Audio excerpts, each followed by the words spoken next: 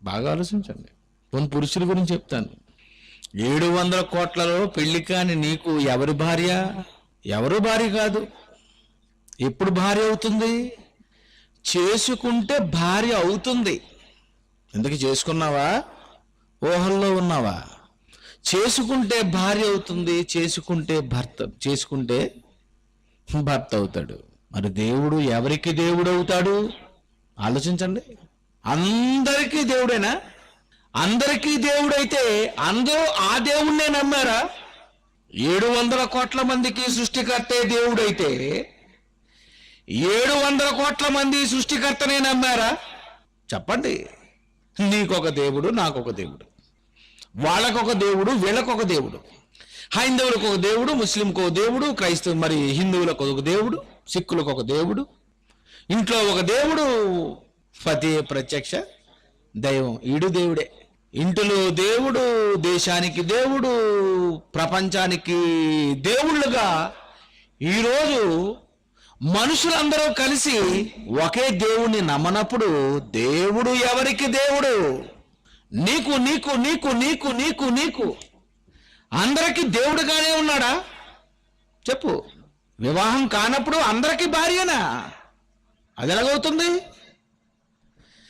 ఎవరు చేసుకుంటే వారికి భార్య అవుతుంది, అతనికే భార్య అవుతుంది. ఊరి మీద ఉన్నోడికి భార్య అవదు. అంతేనా? మీ ఆవిడ నాకు మా ఆవిడే అంటావిటి?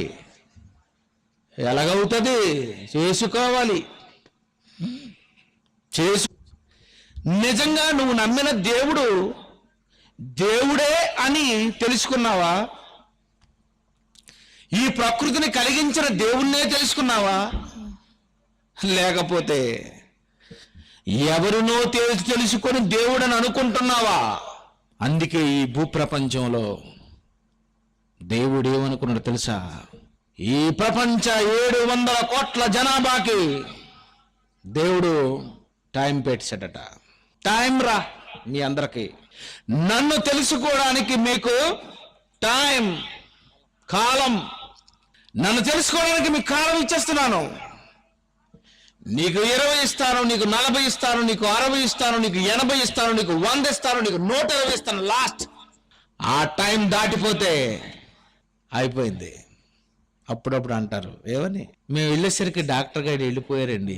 ఏ టైం అయిపోయింది. ఆయన యెషయా గ్రంథము 55వ అధ్యాయము 6వ వచనం, యెహోవా నీకు దొరుకు కాలమందు ఆయనను వెదకుడి అంటున్నాడు ఆయన. యెహోవా దొరుకు కాలమందు ఆయనను వెదుకుడి. ఆయన దొరికేస్తాడట. యెహోవా దొరుకు కాలమందు ఆయనను వెదుకుడి. ఆయన సమీపముగా ఉండగానే, ఆయన దగ్గరగా ఉన్నప్పుడే మీరు వేడుకోండి అన్నాడండి. మీకు అర్థం ఏంటో తెలుసా? యెహోవా దొరుకు కాలం, దేవుడు దొరికే కాలం ఉంది. ఎక్కడ, ఎప్పుడు, ఏ టైం?